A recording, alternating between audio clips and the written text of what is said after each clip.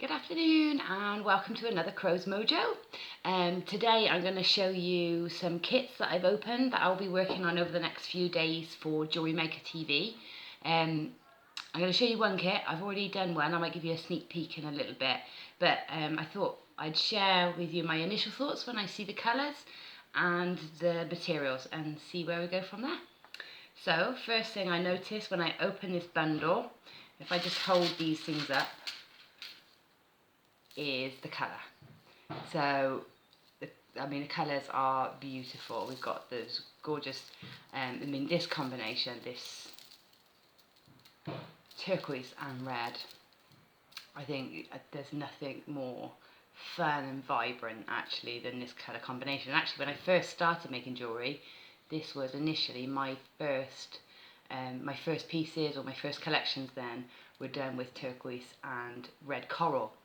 So got a special place in my heart, these ones. And the other interesting thing in this bundle is when I saw this was also I got copper sheet. So and again, that was where I started, with copper and copper sheet. So this is lovely to sort of go back to my original. Obviously this is what must have inspired me most when I first started, so it's nice to come back to that. So what I've got here then, a bit more depth, is I've got some oval shell, turquoise shell strand here, nice and flat.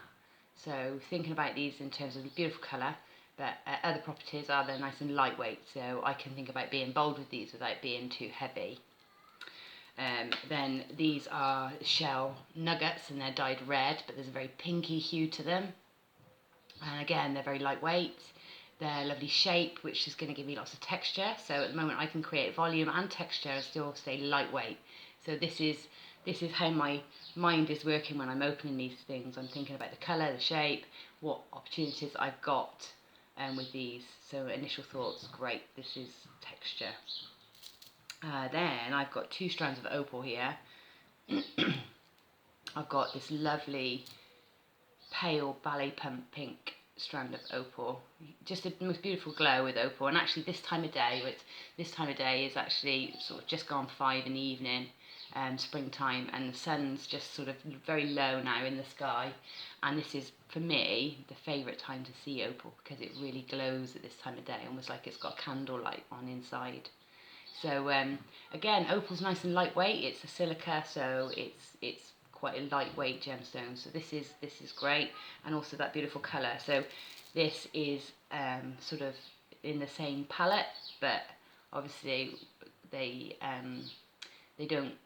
sort of merge. They can merge into one, or one can sort of complement the other with the darker tone and then the lighter tone of the same sort of colours. And then I've got the blue blue-green minty colour opal. Really beautiful again, lovely light inside. It's almost a peachy glow, especially this time of day. So again, this is nice because it's this tone but lighter. So I've got sort of options here. I could use them all together because they do all work nicely together, I think.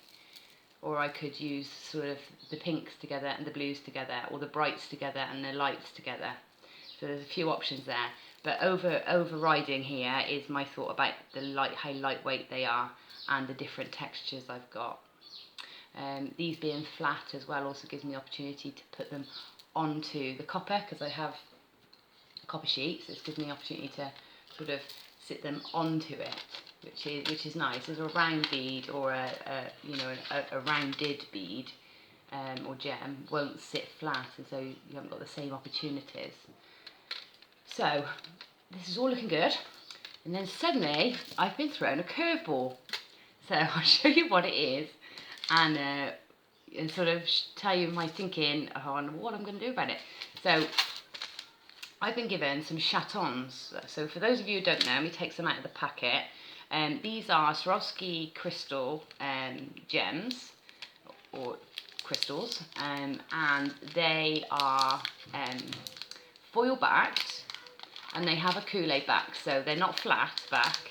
They actually have a sort of a coulée, which is the little point sort of at the bottom of a gem. So I've got some tweezers to hold them with, a pair of pliers will do. I hold these close. You see I've got the lovely red crystal there, and if I turn it to the side, can you see that little point on the bottom? Little point there. Closer, closer, closer. So yeah, little pointed edge. So they're not going to sit flat onto my copper. Sorry, I suddenly realised I was going to have a cough and I needed a drink of water. I've sat with the doors wide open and the windows open, and I've cut the grass today, so I think I'm feeling maybe a little bit hay fevery. Right, anyway, so where was I? So explaining these chatons, yes, so I'm not going to be able to stick these, I haven't got any glue, well I can use glue, but usually these are used to embed into sort of a softer substance like clay or cerulean. So first thought was, oh, I think I'm not sure this is going to work. But then I thought, well, how do I make it work? That's my job as a designer for Jewellery Maker. That's my job. I problem solve these things and I make components work together. And this is where I'm so lucky, and what I think keeps me designing, or keeps me making new designs, is because I do end up putting materials that don't necessarily go together and making them work. So where there's a will, there's a way. That's my motto. So what I've decided on thinking, and let me know if you've tried this, because you may have already tried it and saved me a bit of time and hassle. But what I was thinking was, if I drill some holes, sort of just slightly smaller than the diameter of these chatons, into my copper, I can sit the gems, the chatons, into the copper, so they're sort of embedded within. So I'm almost making like a housing for them to sit in.